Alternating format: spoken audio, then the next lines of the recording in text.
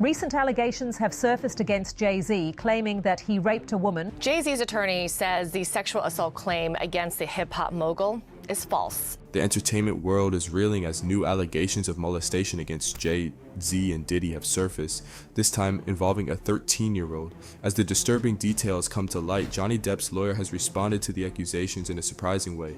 Join us as we uncover the nature of these newest allegations and what Depp's lawyer has to say. Johnny Depp's lawyer reacts to Jay Z's allegations.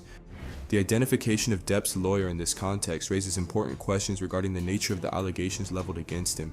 The allegations in question are indeed alarming, and Depp's lawyer has issued a robust statement in response, which appears to be a prudent strategy from both a legal and public relations standpoint, assuming his innocence. For those unfamiliar with the details of the complaint, it includes disturbing claims. For instance, it describes an incident involving a 13-year-old plaintiff alleging that she was thrown against a wall and subsequently taken advantage of. The complaint further alleges that Jay Z molested her, with Diddy also implicated in the accusations. The plaintiff asserts that she fought back, managed to escape, and sought to reclaim her clothing. In terms of legal proceedings, could she prevail based solely on her testimony, especially given the age of the allegations and the potential lack of corroborating evidence such as surveillance footage, text messages, or forensic data? According to the lawyer's response to the above question, he said that theoretically she could succeed if her testimony is particularly compelling. One of the significant weaknesses in this situation is the age of the allegations. Additionally, it is noteworthy that the claims involve a witness, specifically a female individual apart from Diddy. Her testimony could be pivotal, particularly if it supports the plaintiff's assertions, potentially altering the dynamics of the case. However, the plaintiff may encounter credibility challenges, especially in contrast to Jay Z, against whom there have not been similar accusations, which distinguishes this case. From the look of things, it seemed like the lawyer was alluding to a female celebrity who was present during the incident, which now stirs the question of credibility of this case. Depp's lawyer said that she was indeed a witness. It is conceivable that Busby might have approached her, suggesting that he could file a lawsuit against her due to her presence. And do you think it is plausible that she has settled her claims to become a cooperative witness for Busby's case? Well, if this is the strategy Busby employed, it would be a shrewd maneuver. Otherwise, he is making severe allegations while personally endorsing them. This is because Busby once mentioned that his client was involved in vetting a demand letter, which is appropriate.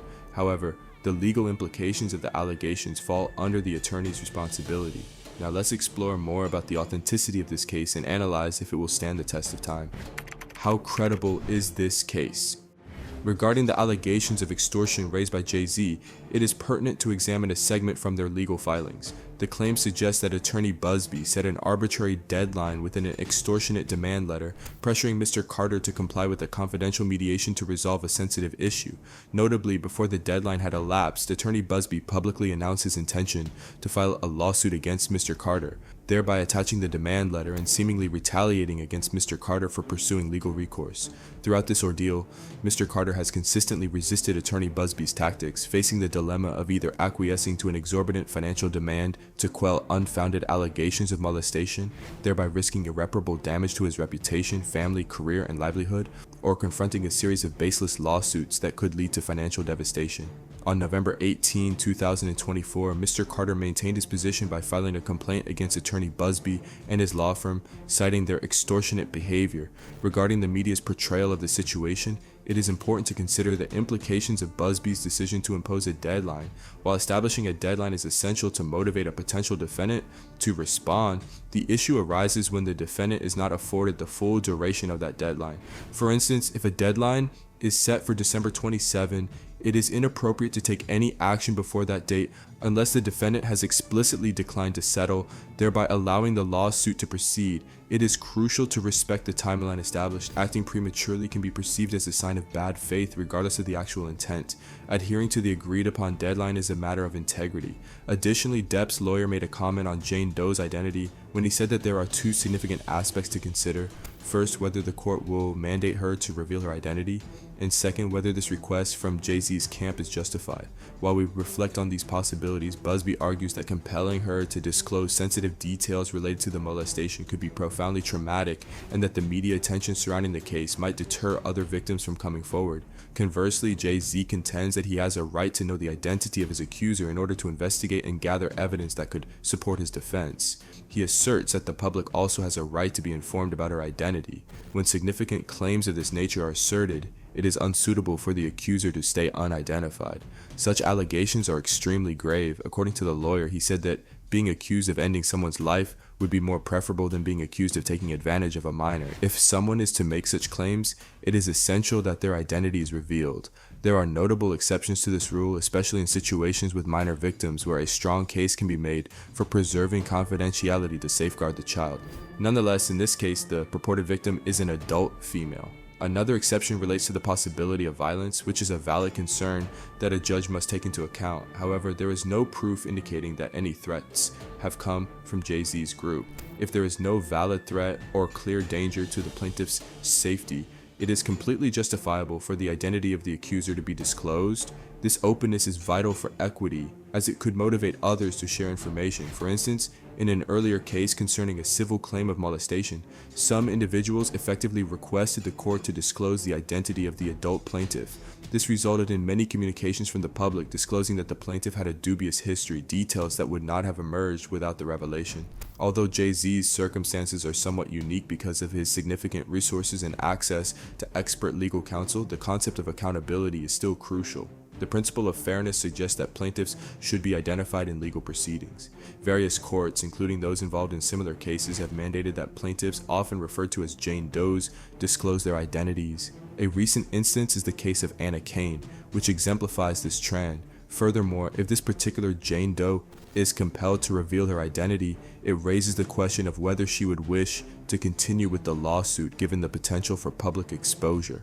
In a related development, Jay Z's legal team submitted a letter to the court indicating that a woman contacted their offices stating she had reached out to Tony Busby's firm concerning allegations of trafficking and harassment. Importantly, she clarified that her claims were not related to Sean Combs. During her conversation, a representative from Busby's firm inquired about her interactions with Diddy, to which she reiterated that her allegations did not involve him. She reported that the firm encouraged her to proceed anonymously despite her reluctance and allegedly dissuaded her from contacting law enforcement. The woman expressed feeling pressured to fabricate claims of being under the influence of substance, physically restrained, and molested. When she declined to adopt this narrative, Busby's firm reportedly terminated her as a client.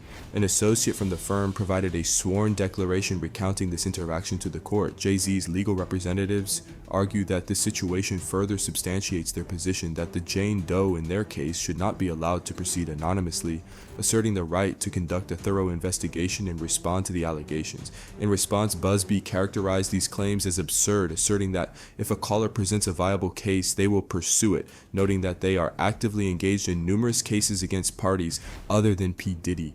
If you have been wondering what exactly the allegations are all about, then this is the full explanation, so keep watching. The nature of the allegations against Jay Z. The ongoing dialogue surrounding Jay Z and the serious legal challenge he is currently facing is indeed quite alarming and has captured significant public attention. A woman has come forward with a harrowing allegation claiming that at the tender age of 13, she was exploited by Jay Z, whose birth name is Sean Carter, in conjunction with Sean Combs during a VMA after party in the year 2000.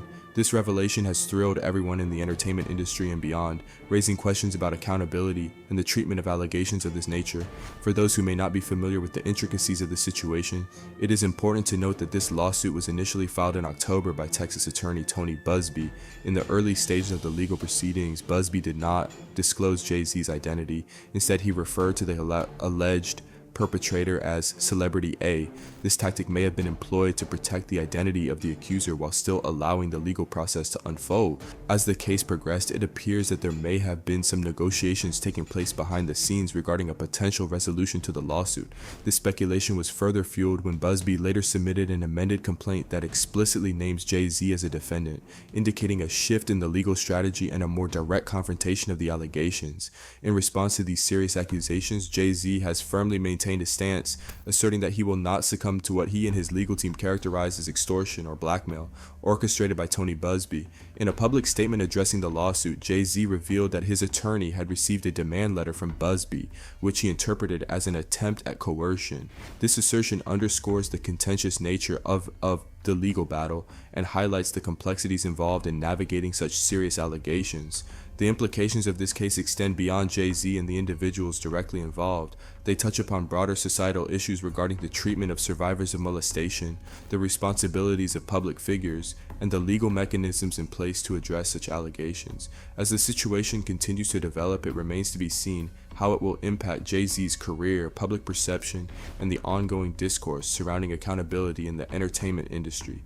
He articulated that the nature of the accusations leveled against him, along with the subsequent public scrutiny and examination, have only served to strengthen his resolve to confront what he perceives as misleading and deceptive assertions. He asserted unequivocally that he would not yield to any financial demands made by his accuser, emphasizing that Busby has fundamentally miscalculated the situation by assuming that all celebrities would react in a similar fashion to such allegations. Jay Z concluded his remarks by expressing his eagerness to demonstrate how his response to these accusations will markedly differ from that of others who may have faced similar circumstances. In a contrasting stance, Busby has publicly denied any allegations of threats made against him on the social media platform X, asserting that no such conduct has occurred on his part. This public denial adds another layer of complexity to the ongoing dispute between the two parties. Furthermore, it has recently come to light that Jay Z is believed to be the John Doe who has filed an anonymous lawsuit against Tony Busby, accusing him of extortion and intentional infliction of emotional distress. Initially, the identity of the plaintiff remained a mystery, but it now appears that Jay Z is indeed the individual behind the lawsuit. This revelation has sparked a heated debate regarding the appropriateness of allowing the John Doe in this case to maintain his anonymity, with opinions divided on the implications of such a decision for both the legal proceedings and public perception. The situation continues to evolve, drawing significant attention from both the media and the public as the parties involved navigate the complexities of their legal battle. Jay Z and his legal team are actively pushing for the public disclosure of the identity of the individual who has made allegations against him. They argue that knowing the identity of the accuser is essential for him to effectively conduct a comprehensive investigation into the claims being made. They contend that this transparency is crucial for him to adequately prepare his defense and challenge the allegations, emphasizing that it is a fundamental issue of fairness in the legal process. They believe that without knowing who is making these serious accusations, it becomes exceedingly difficult for him to respond appropriately and defend his reputation. On the other hand, Busby, representing the accuser, presents a contrasting viewpoint. He emphasizes that the case involves highly sensitive and personal information that could have significant emotional repercussions for the accuser. He argues that revealing her identity could lead to further trauma, potentially exacerbating the psychological impact of the allegations on her. Busby also raises serious concerns about the safety of the accuser, suggesting that disclosing her name could put her at risk, both from public scrutiny and potential backlash. He advocates for the protection of her privacy, highlighting the importance of considering the emotional and physical well-being of individuals who come forward with allegations of this nature. This clash of perspectives underscores the complex balance between the rights of the accused to defend themselves and the need to protect the privacy and safety of the accuser in sensitive legal matters. Not minding Busby's words, Jay Z's attorney made a statement that thrilled everyone. Stay tuned to know what he said. Jay Z's attorney finally speaks up. In a recent interview with the press, Jay Z's attorney carefully pointed out various inconsistencies in the accuser's story, posing essential questions regarding the validity of her assertions. A major concern centers on the timing and place of the events she recounted. The accuser claims that she visited Radio City Music Hall prior to taking a 20-minute trip to a sizable White House featuring a U-shaped driveway where she asserts the assault took place. Nevertheless, Jay Z's attorney noted that an extensive investigation showed no property fitting that description is located within the specified distance from Radio City Music Hall, raising significant concerns about the credibility of her story. Additionally, he highlighted witness testimonies that significantly weakened the accuser's assertions. Numerous people she recognized as attendees of the party have been confirmed to have been in completely different places when the alleged incident occurred. This difference prompts important questions regarding the correctness of her memories and the dependability of her account. Compounding the inconsistencies, the father of the accuser, who was supposed to drive from Rochester to pick her up after the purported incident, does not remember any such event taking place. His failure to recall this crucial part of her narrative makes the timeline more complex and heightens further uncertainties about the truthfulness of her assertions. Another significant inconsistency pointed out by the lawyer concerns the claimant's claim that she watched the show on a Jumbotron at the Video Music Awards. Nonetheless, it was confirmed that no Jumbotron was at the event that year, which directly opposes her claim and further undermines the reliability of her account. The lawyer's strategy seems to be complex, carefully crafted to address both the detailed legal elements of the case and the wider public views that can greatly affect the result. By carefully pointing out the differences in the accuser's story, the defense aims to weaken the credibility of the accusations, thus raising questions about the truth of the assertions made against Jay Z. This strategy has two objectives. It seeks to undermine the basis of the prosecution's argument while also bolstering Jay Z's claim of being innocent. The defense understands that public sentiment can influence how jurors and the media view the case, so it is essential to confront these factors directly. Moreover, the interviewers inquired about the lawyer's attempts to establish a distinct separation between Jay Z and Sean Combs, who is currently facing numerous legal issues, such as several civil lawsuits and a federal criminal probe. The lawyer recognized the enduring friendship between the two music tycoons, but stressed that their personal connection should not be mixed up with the accusations against Jay Z. This differentiation is especially important in high-profile cases where the concept of guilt by association can negatively impact a defendant's reputation in the view of both the public and the legal system. By deliberately striving to establish this separation, the defense seeks to lessen any possible repercussions from Combs' legal troubles, hence protecting Jay Z's image and bolstering his story of innocence amid the ongoing controversies.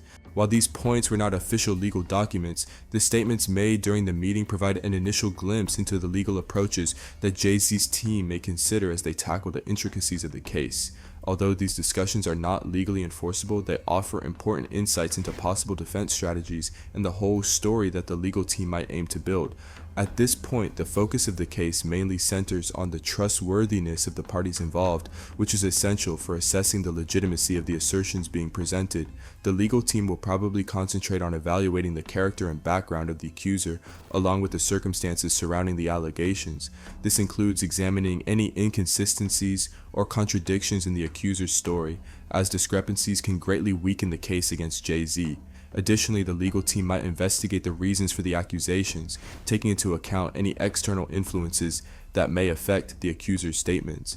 This may involve analyzing the connection between the individuals, any possible biases, or the timing of the claims concerning Jay Z's public image and career, along with assessing the accuser's reliability. Jay Z's team is currently getting ready for potential counter-arguments and evidence that the other side might introduce.